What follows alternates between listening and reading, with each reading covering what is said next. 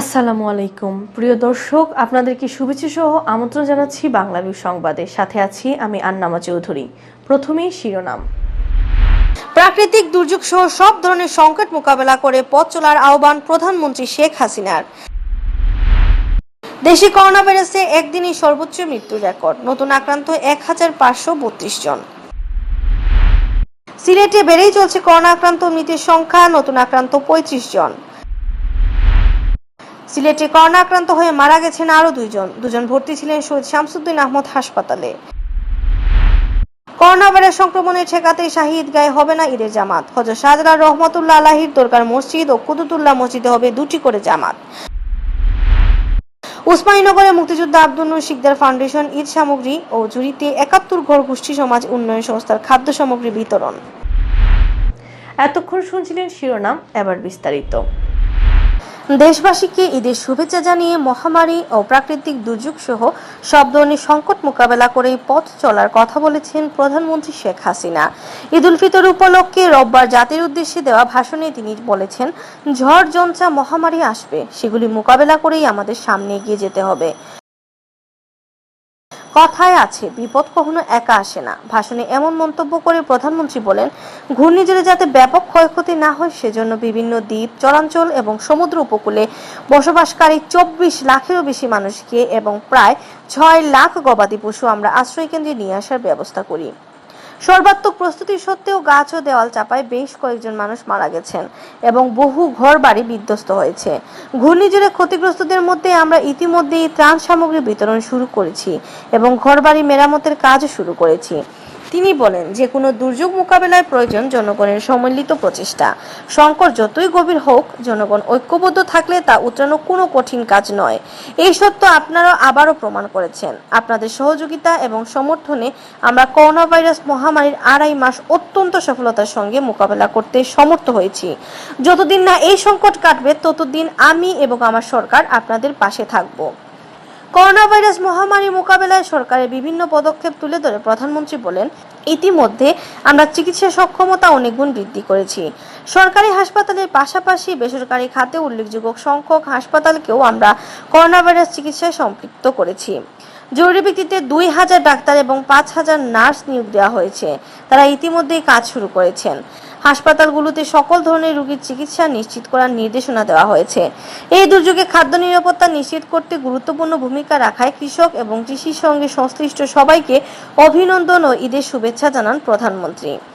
কৃষকদের পাশে দাঁড়ানো ছাত্রলীগ, কৃষক লীগ, যুবলীগ, স্বেচ্ছাসেবক লীগ ও আওয়ামী লীগের নেতাকর্মীদের অভিনন্দন জানান শেখ হাসিনা। সার্বিক পরিস্থিতি তুলে ধরে প্রধানমন্ত্রী বলেন, বিশ্ব স্বাস্থ্য সংস্থার পূর্বাভাসে বলা হচ্ছে, করোনা ভাইরাসের এই মহামারীর সমস্যা দূর হবে না, কিন্তু জীবন তো থেমে থাকবে না। যতদিন না কোনো প্রতিষেধক টিকা আবিষ্কার হচ্ছে, ততদিন করোনা ভাইরাসকে সঙ্গী করেই হয়তো আমাদের বাঁচতে হবে।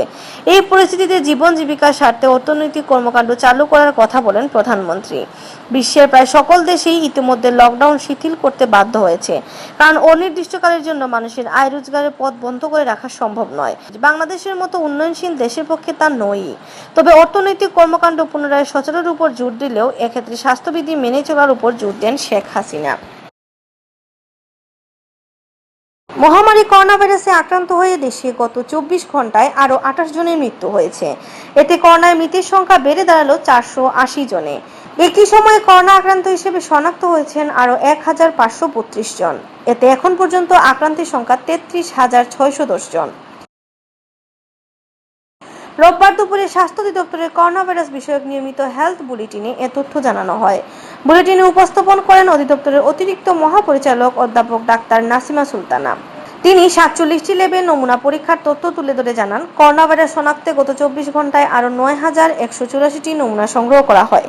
পরীক্ষা করা হয় 8909টি নমুনা। এ নিয়ে দেশে মোট নমুনা পরীক্ষা করা হয় 2,43,583টি। নতুন নমুনা পরীক্ষায় আরও 1572 জনের দেহে করোনা শনাক্ত হয়েছে। এ নিয়ে দেশে মোট আক্রান্ত হয়েছেন 33,610 জন। আক্রান্তদের মধ্যে মারা গেছেন আরও 28 জন, ফলে মৃতের সংখ্যা দাঁড়ালো 480 জনে। গত 24 ঘন্টায় সুস্থ হয়েছেন আরও 415 জন। এ নিয়ে সুস্থ হয়ে ওঠা রোগী দাঁড়ালো 6,901 জনে। রোববার বুলেটিনে বলা হয়, করোনা রোগী শনাক্ত বিবেচনায় সুস্থতার হার 20.53% এবং মৃত্যু হার 1.43%। 24 ঘন্টায় নমুনা পরীক্ষা হয়েছে ৯,১৮৪টি এবং পরীক্ষা হয়েছে ৮,৯০৮টি। এ পর্যন্ত নমুনা পরীক্ষা হয়েছে 2,43,583টি। পরীক্ষাকৃত নমুনায় শনাক্ত হয়েছেন 1,532 জন। এ পর্যন্ত 31,737 জন শনাক্ত হয়েছেন। 24 ঘন্টায় মৃত্যুবরণ করেছেন 28 জন এবং এ পর্যন্ত 480 জন। 24 ঘন্টায় সুস্থ হয়েছেন 415 জন এবং এ পর্যন্ত 6,901 জন। সিলেটে হু হু করে বাড়ছে করোনা ভাইরাসে আক্রান্ত রোগীর সংখ্যা। গত 24 ঘন্টায় বিভাগে নতুন করে শনাক্ত হলেন আরও 35 জন। শুধু আক্রান্ত বৃদ্ধি নয়, ভয়ানক এই ভাইরাসটি সিলেটে একের পর এক কেড়ে নিচ্ছে প্রাণ। রোববার সকাল পর্যন্ত সিলেট বিভাগে এ রোগে মারা গেছেন 13 জন। শনিবার সকাল 8টা পর্যন্ত সিলেট বিভাগে করোনা আক্রান্তের সংখ্যা ছিল 602 জন। শনিবার রাতে নমুনা পরীক্ষায় আরও 35 জনের শরীরে করোনা শনাক্ত হয়। সব মিলিয়ে রোববার সকাল 8টা পর্যন্ত সিলেট বিভাগে আক্রান্তের সংখ্যা দাঁড়িয়েছে 637 জনে। এর মধ্যে সিলেট জেলায় 294 জন, সুনামগঞ্জে 95 জন, হবিগঞ্জে 159 জন ও মৌলভীবাজার জেলায় 89 জন। আক্রান্তদের মধ্যে হাসপাতালে ভর্তি আছেন 184 জন। তার মধ্যে সিলেট 59, সুনামগঞ্জ 42, হবিগঞ্জ 82 ও মৌলভীবাজার 1 জন হাসপাতালে আইসোলেশনে রয়েছেন। এদিকে সিলেট বিভাগে করোনা মুক্ত হয়ে রোববার সকাল পর্যন্ত হাসপাতাল থেকে বাড়ি ফিরেছেন 162 জন। এর মধ্যে সিলেটের 28, সুনামগঞ্জের 52, হবিগঞ্জের 73 ও মৌলভীবাজারের 9 জন।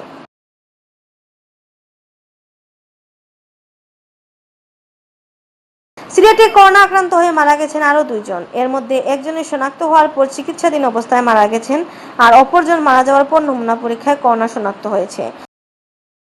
রোববার সকালে সিলেট শহীদ শামসুদ্দিন আহমদ হাসপাতালে করোনা ভাইরাসে আক্রান্ত হয়ে চিকিৎসাধীন অবস্থায় বাবুল খান নামের এক ব্যক্তি মারা যান। তিনি নগরীর কাচিটুলার বাসিন্দা। গত 19 মে করোনা আক্রান্ত হয়ে তিনি হাসপাতালে ভর্তি হয়েছিলেন। এদিকে শামসুদ্দিন আহমদ হাসপাতালে করোনার উপসর্গ নিয়ে ভর্তি হওয়া এক ব্যক্তি শনিবার দুপুরে মারা যান। মৃত্যুর পর নমুনা পরীক্ষা করে দেখা গেছে তিনি করোনা আক্রান্ত ছিলেন। শনিবার সকালে তিনি হাসপাতালে ভর্তি হয়েছিলেন। তিনি জ্বর, কাশি ও শ্বাসকষ্টে ভুগছিলেন। করোনা ভাইরাস সংক্রমণ ঠেকাতে এবার সিলেটে ঐতিহাসিক শাহিদগাহ সহ দেশের কোনো ঈদগাহে ঈদের জামাত অনুষ্ঠিত হচ্ছে না। স্বাস্থ্যবিধি মেনে মসজিদের ভিতরে ঈদের জামাত আদায়ের নির্দেশ দিয়েছে সরকার। এবার সিলেটের সবচেয়ে বড় ঈদ জামাত অনুষ্ঠিত হবে হযরত শাহজালাল রহমতুল্লাহ আলাইহির দরগার মসজিদে। দরগার মসজিদে প্রথম জামাত অনুষ্ঠিত হবে সকাল 8:30টায় আর দ্বিতীয় জামাত হবে সকাল 9:30টায়। প্রথম জামাত হাফিজ মৌলানা আসজাদ আহমেদ ও দ্বিতীয় জামাতে হাফিজ মৌলানা হুজাইফা হুসাইন ইমামতি করবেন। এছাড়া হাজী কুতুবুল্লাহ জামে মসজিদে 2টি জামাত হবে সকাল 8:30টা ও সকাল 9:30টায়। এদিকে বন্দরবাজার কেন্দ্রীয় জামে মসজিদে সকাল 8:30টায় ঈদের জামাত অনুষ্ঠিত হবে।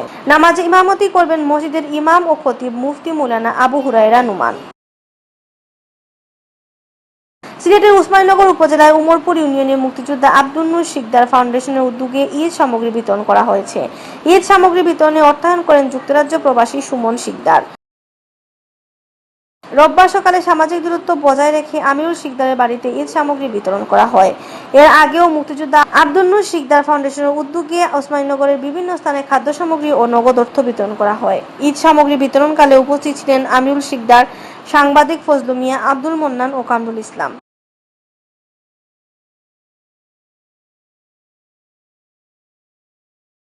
মৌলভীবাজার জেলার জুড়ি উপজেলার ফুলতলা ইউনিয়নের করোনা ভাইরাসের কারণে কর্মহীন হয়ে পড়া দিনমজুর ও শ্রমজীবী মানুষের মধ্যে খাদ্য সামগ্রী বিতরণ করা হয়েছে। শনিবার প্রায় 400 পরিবারের মধ্যে খাদ্য সামগ্রী বিতরণ করেন 71 ঘর গোষ্ঠী সমাজ উন্নয়ন বহুমুখী সংস্থার চেয়ারম্যান এনামুল হক ইনাম। খাদ্য সামগ্রী বিতরণে অংশ নেন সংস্থার সাধারণ সম্পাদক শামীম আহমদ, সমাজসেবক সাইদুর রহমান, সাজিদুর রহমান, খলিলুর রহমান, সত্তার আহমদ, লিমন আহমদ, আব্দুল আল আমান, মাহমুন আহমদ, নেদারল্যান্ড প্রবাসী এনামুল হক এনাম ও ফুলতলা বিজিবি ক্যাম্পের সদস্যরা।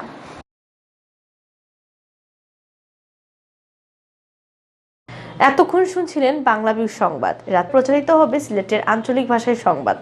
দেখার আমন্ত্রণ রইল। সাথে থাকার জন্য ধন্যবাদ।